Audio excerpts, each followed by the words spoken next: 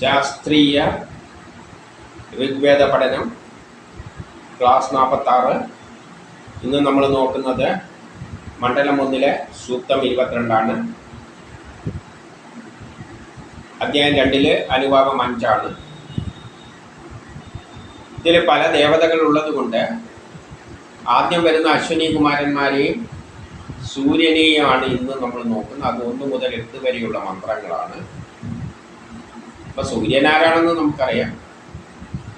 ഇനിയുള്ളത് അശ്വിനി കുമാരന്മാരാണ്. അശ്വിനി കുമാരന്മാരെന്ന് പറയുമ്പോൾ ബലമാണ്. അപ്പം നമ്മൾ എന്ത് കർമ്മം ചെയ്യണമെങ്കിൽ ഒരു ബലം പ്രയോഗിക്കണം. നമ്മൾ 2 വസ്തുക്കൾ പിടിച്ച് അമർത്തിക്കഴിഞ്ഞാൽ അത് ജോയിൻ ചെയ്യും. അതിനുള്ള സാഹചര്യങ്ങളുണ്ടെങ്കിൽ നമ്മളൊന്ന് ചിലപ്പം ചൂടാക്കി കൊടുക്കേണ്ടി വരും. ഐസ് കട്ട തന്നെ അമർത്തിക്കഴിഞ്ഞിട്ട് നമുക്ക് അതിനെ ചൂടാക്കിയല്ല വേണ്ടത്. അപ്പോൾ ഒന്ന് ചൂടാക്കിയിട്ട് പിന്നെ വിട്ട് കഴിഞ്ഞാൽ തണുപ്പിച്ച് കഴിഞ്ഞാൽ ഒന്നാവും. അപ്പം ചൂടിന് അതിനകത്ത് പ്രാധാന്യമുണ്ട്. അതും അഗ്നി തന്നെയാണ്, അതിൻ്റെ വേറെ രൂപമാണ്. പക്ഷെ അവിടെ എന്തുണ്ട്, നമ്മളൊരു ബലം പ്രയോഗിക്കുന്നുണ്ട്. അപ്പം എപ്പോഴും ബലം സയൻസിൽ പഠിക്കുമ്പോൾ ഒരു ബലത്തിന് 2 ഘടകങ്ങളുണ്ട്. നമ്മളൊരു ബലം പ്രയോഗിച്ചു കഴിഞ്ഞാൽ ഇപ്പോൾ ഹൊറിസോണ്ടലായിട്ട് തള്ളിക്കഴിഞ്ഞാൽ ഭൂമിൻ്റെ നിരപ്പിൽ ഊട്ടിയാണ് പോകും. കാറെല്ലാം ഭൂമിൻ്റെ നിരപ്പിലൂട്ടിയാണ് പോകുന്നത്. അത് പൊന്തിപ്പോകുന്നില്ല. കാരണം ബലം എങ്ങനെയാണ് പ്രയോഗിക്കുന്നത്? നേർക്കിലാണ്. റോക്കറ്റിന് നേരെ മുകളിൽ, അപ്പോൾ അതിന് ഉയർന്നു പോകുന്നില്ല. അപ്പോൾ ഒരു ബലം അങ്ങനെയുണ്ട്. വേറൊരു ബലത്തിൻ്റെ സ്വഭാവം നേരെ മുകളിൽ, റോക്കറ്റെല്ലാം വിട്ടാൽ നേരെ മുകളിലോട്ടേക്ക് പോകും. അപ്പോൾ ഹൊറിസോണ്ടലായിട്ട് പോകുന്നില്ല. നേരെ മറിച്ച് വണഞ്ഞിട്ട് പോകുന്ന ഒരു വസ്തുവാണെങ്കിൽ ബലം പ്രയോഗിച്ചു കഴിഞ്ഞാൽ ഇങ്ങനെ തള്ളിയാൽ, ഇപ്പോൾ ഇവിടുന്ന് തള്ളിയിട്ട് ഇവിടെ കൊണ്ടുപോയാൽ, ഇവിടെ എത്തിയാൽ പിന്നെ ഇവിടുന്ന് ഇത്രയും ദൂരം ഹൊറിസോണ്ടലായിട്ട് മാറിയിട്ടുണ്ട്, ഇത്രയും ദൂരം വെർട്ടിക്കലായിട്ട് കുത്തനെയും മാറിയിട്ടുണ്ട്. അപ്പോൾ അവിടെ ബലം 2 തരത്തിലാക്കി ആക്ട് ചെയ്യുന്നത്.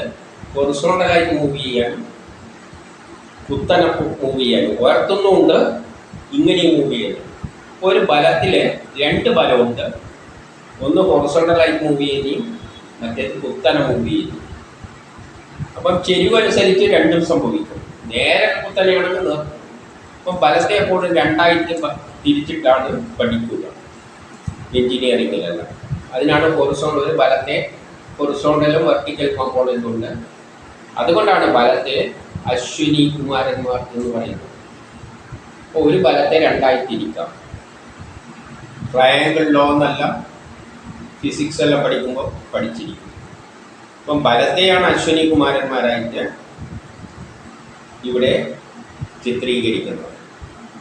അപ്പോൾ ഇനി നമുക്ക് മന്ത്രത്തിലേക്ക് കടന്നിട്ട് അതിലെന്താ പറയുന്നത് വെച്ചിട്ട് അതിനനുസരിച്ച് നോക്കാം. 1-ാമത്തെ മന്ത്രം. ഋഗ്വേദം മണ്ഡലം 1 സൂക്തം 22-1. ഋഷി മേധാതിഥി കണ്വൻ, ദേവത അശ്വിനി തുടങ്ങിയ ദേവന്മാർ, ഛന്ദസ് ഗായത്രി. പ്രാതർയുജാവിബോധയു അശ്വിനാവേഹ ഗച്ഛതാം അസ്യ സോമസ്യ പീതയേ. പ്രഭാതത്തിൽ അശ്വിനി കുമാരന്മാരെ യജ്ഞത്തിന് വരുത്തുന്നതിന് വേണ്ടി ഉണർത്താൻ അഗ്നിയോട് ആഹ്വാനം ചെയ്യുന്നു. ഇവിടെ അഗ്നിയോട് പറയുകയാണ്, പ്രഭാതത്തിൽ അശ്വിനി കുമാരന്മാരെ യജ്ഞത്തിന് വരുന്നതിന് വേണ്ടി ഉണർത്തുക. ഈ അശ്വിനി കുമാരന്മാർ എല്ലായിടത്തും ഉണ്ട് എന്ന് പറഞ്ഞു കഴിഞ്ഞാലും വേദങ്ങളിൽ നമ്മളെ കഥയിലൂടെയെല്ലാം കാണുമ്പോൾ അശ്വിനി കുമാരന്മാരെ സൂര്യൻ്റെ പുത്രന്മാരായിട്ടാണ് ചിത്രീകരിക്കുന്നത്. അപ്പം സൂര്യൻ ചലിക്കുന്നത് ഭൂമിയിലെ വിത്ത് റെസ്പെക്ട് ഓഫ് ഭൂമി സൂര്യനാണ് ചലിക്കുന്നത്. ഫിസിക്സിൽ എപ്പോഴും നമ്മളെ അടിസ്ഥാനമാക്കി മറ്റേത് ചലിക്കുന്നതായിട്ടാണ് കണക്കാക്കുന്നത്. അപ്പം സൂര്യൻ ആകാശത്തൂടെ ഇങ്ങനെ സഞ്ചരിക്കുമ്പോൾ അതൊരു ബലം പ്രയോഗിക്കുന്നുണ്ട്. ആ ബലത്തിന് 2 കോമ്പോണൻ്റ് ഉണ്ട്. 2ആയിട്ട് ആ ബലത്തെ 2ആയിട്ട് തിരിക്കാം. ഹൊറിസോണ്ടലും വെർട്ടിക്കലുമായിട്ട് തിരിക്കാം. നമ്മൾ നേരത്തെ പറഞ്ഞ തത്വപ്രകാരം. അപ്പോൾ ഇതാണ് നമ്മളെ കർമ്മം ചെയ്യാൻ പ്രേരിപ്പിക്കുന്നത്. നമ്മളൊന്ന് നോക്കിക്കഴിഞ്ഞാൽ രാവിലെ സൂര്യൻ ഉദിക്കുമ്പോൾ നമ്മൾ ഞെട്ടി ഉണരുന്നുണ്ട്. സൂര്യൻ ഉദിക്കുമ്പോൾ നമ്മൾ അറിയുന്നുണ്ട്, നമ്മളെ കർമ്മത്തിന് നമ്മളെ എണീപ്പിക്കുന്നുണ്ട്. നമ്മൾ രാവിലെ കർമ്മം ചെയ്യാൻ എങ്ങോട്ടേക്കാണോ പോകുന്നത്, വൈകുന്നേരം തിരിച്ചാണ് വരുന്നത്. കാരണം രാവിലെ സൂര്യൻ ഒരു വശത്താണെങ്കിൽ വൈകുന്നേരം എതിര് ദശയിലാണ്. രാവിലെ ഓഫീസിലേക്ക് പോയാൽ വൈകുന്നേരം തിരിച്ച് വരും എന്ന നിലയിൽ അതിനെ കാണണം. പക്ഷികൾ കൂട്ടത്തിൽ നിന്നും പുറത്തേക്ക് പോകുന്നു, വൈകുന്നേരം രാവിലെ പുറത്തേക്ക് പോകുന്നു, എതിർ ദശയിൽ സൂര്യൻ വരുമ്പോൾ തിരിച്ച് ഭൂമിയിലേക്ക് വരുന്നു.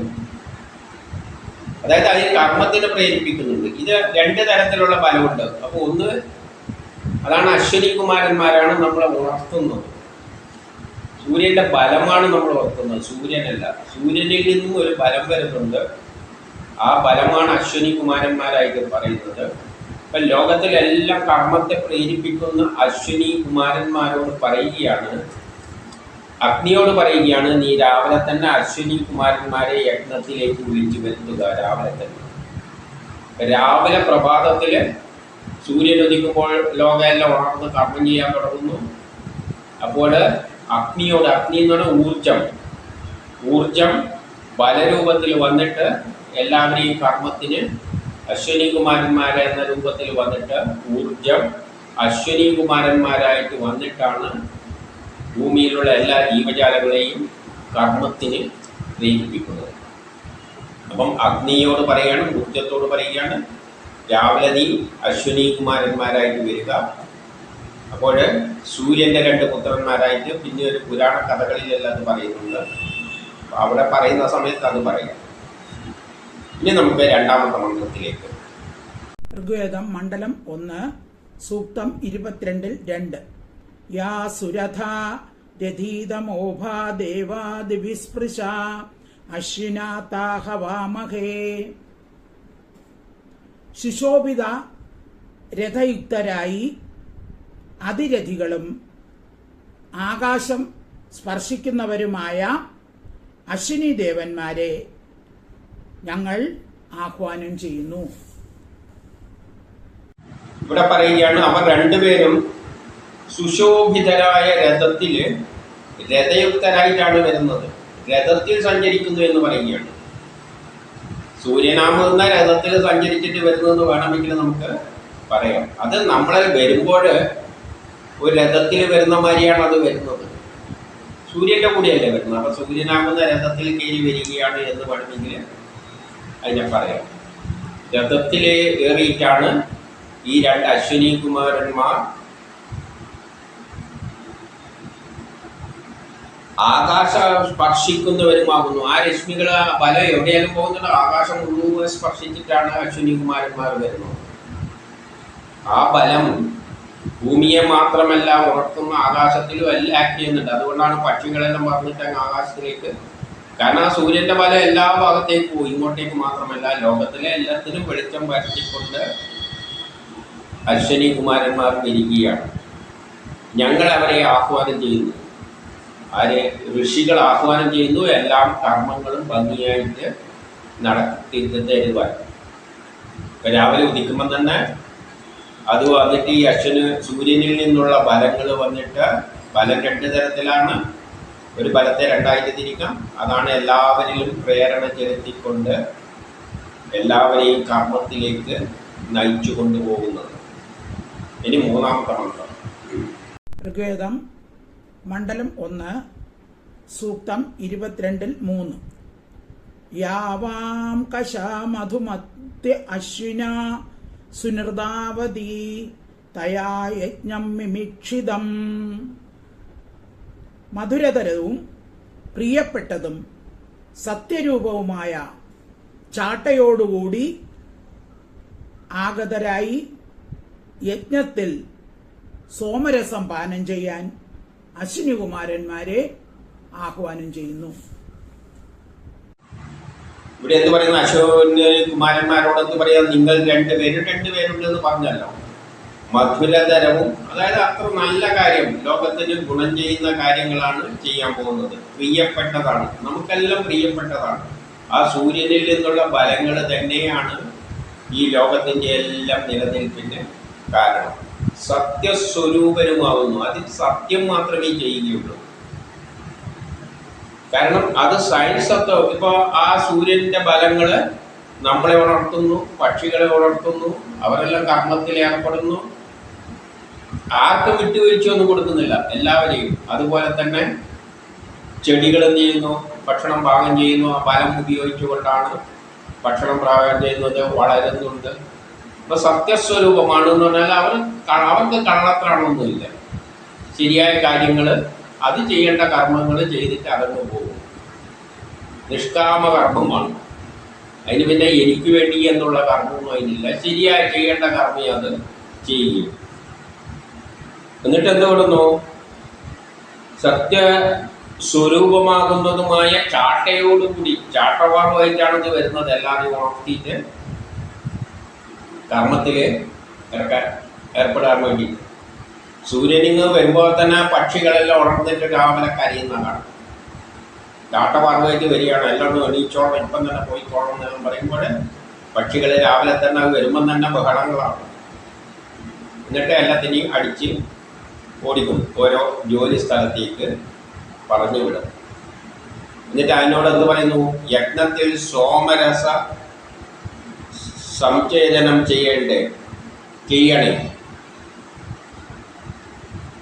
അപ്പോൾ നമ്മൾ സോമം എന്ന് പറയുന്നാൽ ഇൻപുട്ട്, ഓരോ ആളും ചെയ്യുന്ന കർമ്മത്തിനെയും പ്രേരിപ്പിക്കണേ. ചാട്ടവാറോട് കൂടി വന്നിട്ട്, ചാട്ടവാറം എന്ന് പറഞ്ഞാൽ അടിക്കുക എന്ന് പറയുമ്പോൾ എന്താണ്, പ്രേരിപ്പിക്കുക. ഇപ്പം എല്ലാവരെയും അടിച്ച് പ്രേരിപ്പിക്കുകയാണ്. രാവിലെ തന്നെ സൂര്യൻ ഉദിച്ച് വരുമ്പോൾ അതിൻ്റെ അശ്വനി കുമാർ ആ ബലങ്ങളാണ് എല്ലാവരെയും പ്രേരിപ്പിക്കുന്നത്. വീട്ടിലെ അച്ഛനമ്മമാരെ പ്രേരിപ്പിക്കും. അപ്പോൾ അച്ഛനമ്മമാർ വടിയെടുത്തിട്ട് ഉറങ്ങുന്ന പിള്ളേരെ അടിച്ചിട്ട് എണീപ്പിക്കും.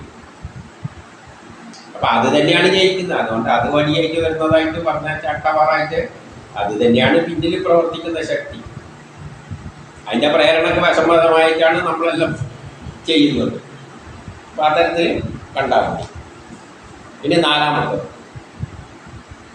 ഋഗ്വേദം മണ്ഡലം 1 സൂക്തം 22-4. നഹി വാമസ്തി ദൂരകേ യത്ര രഥേന ഗച്ഛതഃ അശ്വിനാ സോമിനോ ഗൃഹം.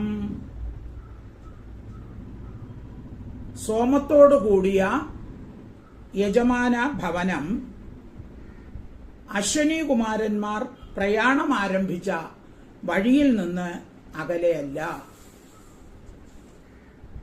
ആ അശ്വനീകുമാരന്മാരോട് പറയുന്നു, നിങ്ങൾ ഈ യജമാനന്റെ വീട്ടിലേക്കാണ്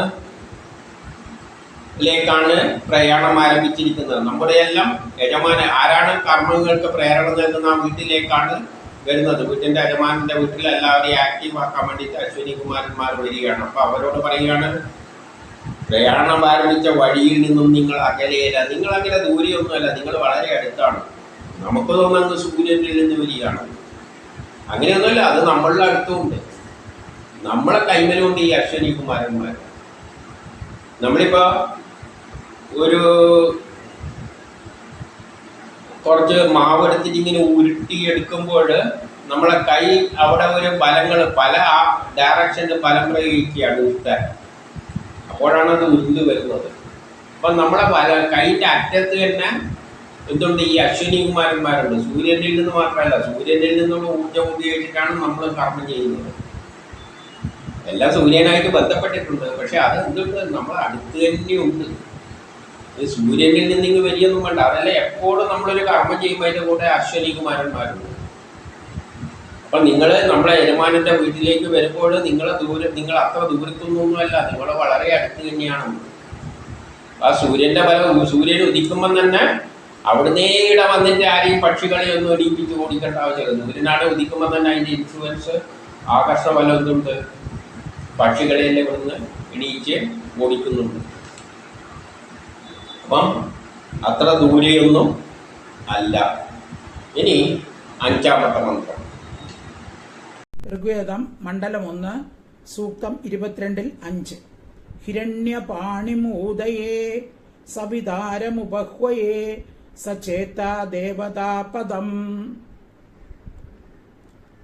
യജമാനന് ഉചിതമായ പ്രേരണ നൽകാൻ ഞാൻ സ്വർണകരങ്ങളുള്ള സൂര്യനെ ആഹ്വാനം ചെയ്യുന്നു. എന്നിട്ട് പറയുകയാണ്, ഞാൻ സ്വർണ്ണകരമായ സൂര്യനെ ആഹ്വാനം ചെയ്തു. സൂര്യനാണ് ഇതിന്റെ പിന്നിൽ. സൂര്യന്റെ മക്കളായിട്ടാണ് അശ്വിനി കുമാരന്മാരെ ചിത്രീകരിച്ചത്. സൂര്യനുണ്ടെങ്കിലല്ലേ മക്കളുണ്ടാവും. അപ്പം മക്കളെ ജോലി എന്താണ്? എല്ലാവരെയും ഉണർത്താൻ. അപ്പൊ അതിന്റെ പിതാവിനെയാണല്ലോ അതിന്റെ പ്രാധാന്യം. സൂര്യൻ തന്നെയാണ് പ്രേരിപ്പിക്കുന്നത്.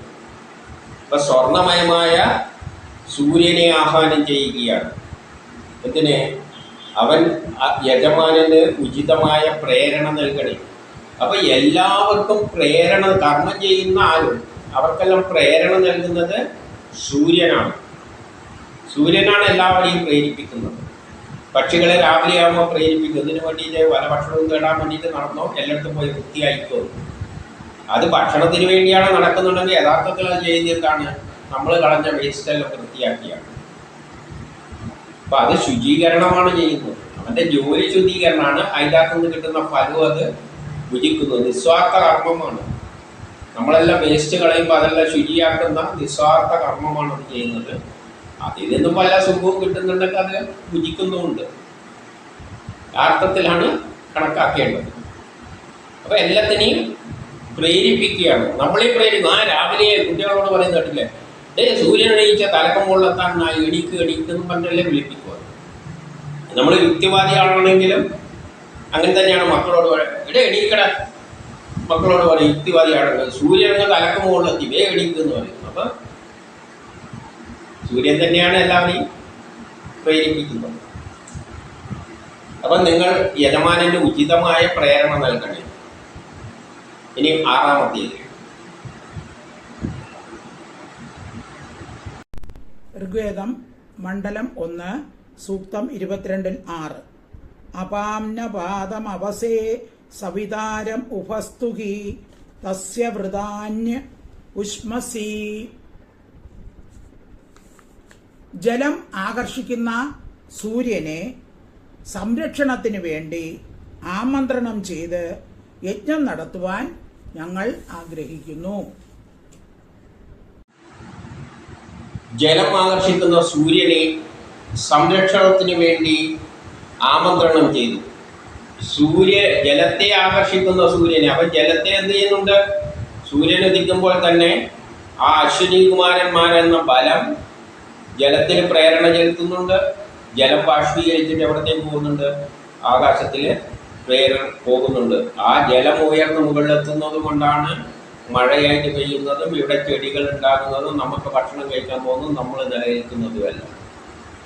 അപ്പം ജലം ആകർഷിക്കുന്ന സൂര്യനെ സംരക്ഷണത്തിന് വേണ്ടി ആഹ്വാനം ചെയ്യുകയാണ്.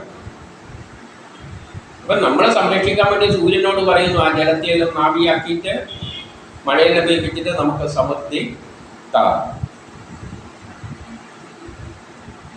യജ്ഞം നടത്തുവാൻ നമ്മൾ ആഗ്രഹിക്കുന്നു. അങ്ങനെ വെള്ളമെല്ലാം മഴയെല്ലാം പെയ്യുമ്പോഴാണ് എന്ത് ചെയ്യാൻ പറ്റുന്നത്? നമുക്ക് യജ്ഞം നടത്താൻ പറ്റുന്നത്. നമ്മൾ കൃഷി ചെയ്യും. മഴ പെയ്യുമ്പോൾ നമ്മൾ കൃഷി ചെയ്യും, ചെടികളെല്ലാം നട്ടു വളർത്തും. അങ്ങനെയല്ലേ നമുക്ക് നിലനിൽക്കുള്ളൂ. അപ്പം ജലത്തെ ഉയർത്തിൻ്റെ മഴ പെയ്യുന്നതിലൂടെയാണ് ഇവിടെ മനുഷ്യർക്കെല്ലാം ജീവജാലങ്ങൾക്കെല്ലാം നിലനിൽക്കാൻ പറ്റുന്നത്. അതിലൂടെയാണ് നമ്മൾ കർമ്മത്തിന് ഇറങ്ങിത്തിരിക്കുന്നത്. അപ്പൊ യജ്ഞം നടത്തുവാൻ ഞങ്ങൾ ആഗ്രഹിക്കുന്നു. നമുക്ക് കൃഷി ചെയ്യണം. അതുകൊണ്ട് നീ ജലത്തെ ഒന്ന് ഉണർത്തി അവിടെ എത്തിച്ചിട്ട് മഴ പെയ്യിപ്പിക്കണം. ഇനി 7-ാമത്തെ ഋഗ്വേദം മണ്ഡലം 1 സൂക്തം 22-7. വിഭക്താരം ഹവാമഹേ വസോ ചിത്രസ്യ രാധസഹ സവിതാരം നൃചക്ഷസം.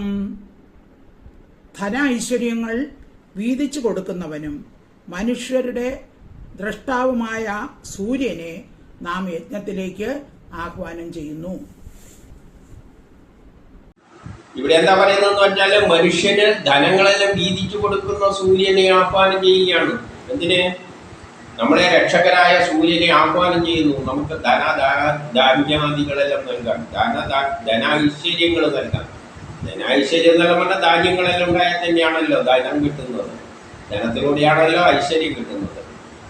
അപ്പം ധാന്യാദികൾ അല്ലെങ്കിൽ ധന ഐശ്വര്യങ്ങളെല്ലാം നൽകാൻ വേണ്ടിയിട്ട് സൂര്യനോട് ആഹ്വാനം ചെയ്യുകയാണ്. അതായത് കൃഷി ഉണ്ടാകുമ്പോൾ ധനമുണ്ടാകും. ധനത്തിലൂടെ അങ്ങനെ എല്ലാം കൃഷി ഉണ്ടായാലല്ലേ എന്തും നടക്കുള്ളൂ. മനുഷ്യനുണ്ടെങ്കിൽ ജീവിക്കണമെങ്കിൽ ഏത് രാഷ്ട്രമായാലും എത്ര വ്യവസായങ്ങൾ ഉണ്ടായാലും കൃഷി തന്നെയാണ് മുഖ്യം. കൃഷിയില്ലെങ്കിൽ ഇതൊന്നും പ്രശസ്തി ഇല്ലാതായി മാറും. അപ്പം നമുക്ക് ആ കൃഷി വരുമ്പോൾ അതിനുള്ള സമ്പത്ത് കൊണ്ടാണ് നമ്മൾ പഠിപ്പിക്കുകയും മറ്റുള്ള നിലയിലേക്കെല്ലാം ഉയരുന്നത്. അപ്പം കൃഷിയാണ് ഏറ്റവും പ്രധാനം. എത്ര പുരോഗമിച്ച നാടാണെങ്കിലും അവിടെ ധാന്യങ്ങൾ ഏറ്റവും അധികം ഉൽപ്പാദിപ്പിക്കുന്ന നാടുകളും തന്നെയാണ്, അവിടെ തന്നെയാണ്. ഇപ്പോൾ അമേരിക്കയിലും റഷ്യയിലും എല്ലാം എത്ര ധാന്യങ്ങളാണ് അവർ ഉൽപ്പാദിപ്പിക്കുന്നത്. അപ്പോൾ അവരെല്ലാം അല്ലാതെ വ്യവസായത്തിൽ മാത്രം നടത്തിയിട്ടൊന്നും പോകുന്നൊന്നുമില്ല.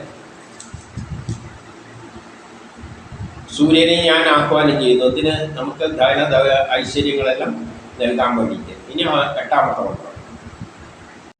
ഋഗ്വേദം മണ്ഡലം 1 സൂക്തം 22-8. സഹായ ആനിഷീദത സവിത സ്തോമ്യോനുനഃ ധാതാരാധാംസി ശുംഭതി. അത്യധികം പ്രശോഭിതനും ധനദാതാവുമായ സൂര്യനെ എല്ലാ സ്ഥാനങ്ങളിലും ഇരുന്ന് സ്തുതിക്കാൻ മിത്രങ്ങളോട് ആഹ്വാനം ചെയ്യുന്നു. എൻ്റെ ശ്രോതാക്കളോട് പറയുകയാണ്, മിത്രങ്ങളെ, നിങ്ങൾ എല്ലായിടവും ഇരുന്നുകൊണ്ട് എവിടെ ഇരുന്ന് കഴിഞ്ഞാലും സൂര്യനെ സ്തുതിക്കണേ.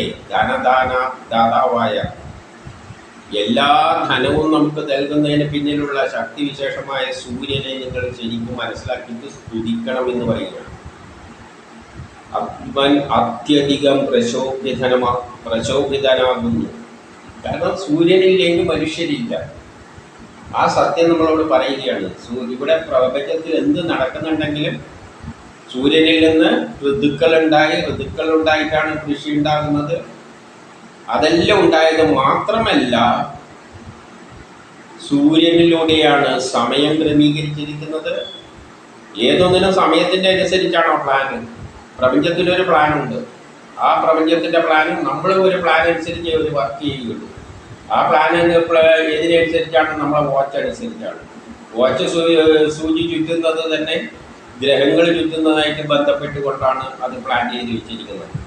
അപ്പം ഗ്രഹങ്ങളുടെ ചലനം സമയവുമായിട്ട് ബന്ധപ്പെട്ടതാണ്. ആ സമയത്തിനനുസരിച്ചാണ് പ്രപഞ്ചത്തിലെ കാര്യങ്ങളെല്ലാം നടക്കുന്നത്. നമ്മൾ വളരുന്നതും 1 വയസ്സ് 2 വയസ്സ് എന്നെല്ലാം പറയുന്നത് ഈ ചുറ്റലുമായിട്ട് ബന്ധപ്പെട്ടുകൊണ്ടാണ് നടക്കുന്നത് നമ്മുടെ എല്ലാ കർമ്മങ്ങളും. അതേപോലെ തന്നെ ഗ്രഹങ്ങളുടെ ചലനവുമായിട്ടാണ് ബന്ധിപ്പിച്ചിട്ടാണ് പ്ലാൻ ഉള്ളത്. അതാണ് കാലമാണ് നമ്മളെ നയിച്ചുകൊണ്ട്. ഈ കാലം എന്ന് പറയുന്നത് സൂര്യൻ്റെ ചുറ്റലുമായിട്ട് ബന്ധപ്പെട്ടുകൊണ്ടുണ്ട്. ഹൃദയം ത്രേതായി ഇങ്ങനെ യുഗങ്ങളിലൂടെ പോകുക എന്ന് പറയുമ്പോൾ സൂര്യൻ്റെ നമ്മളെ ആയുസ്സും ചെറുത് വലുത് ആകുമ്പോൾ എല്ലാം ഇപ്പം ഈ 25 വയസ്സ് വരെയുള്ളത് ഒരു ഇത്ര വയസ്സ് വരെ കുട്ടിക്കാലം എന്ന് പറയുമ്പോൾ അത്ര വയസ്സും ഭൂമി സൂര്യനെ ചുറ്റും. അത് കഴിഞ്ഞിട്ട് ഇത്ര കാലം യുവാവ് എന്ന് പറയുന്നത് സൂര്യൻ അത്ര കാലം ചുറ്റും. സൂര്യന് ചുറ്റും ഭൂമി അത്ര പ്രാവശ്യം ചുറ്റും.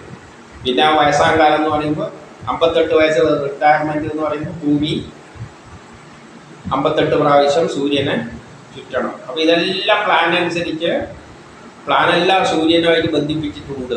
പ്രപഞ്ചത്തിൻ്റെ പ്ലാനും ഈ സൗരയൂഥ സിസ്റ്റങ്ങൾ അതെല്ലാം മരുത്തുക്കളെല്ലാം കൂടി ബന്ധിപ്പിച്ചിട്ടാണ് പോകുന്നത്. അത് നമ്മൾ മനസ്സിലാക്കാനുള്ള ആഹ്വാനമായിട്ട് ഈ മന്ത്രങ്ങളെ കാണുക.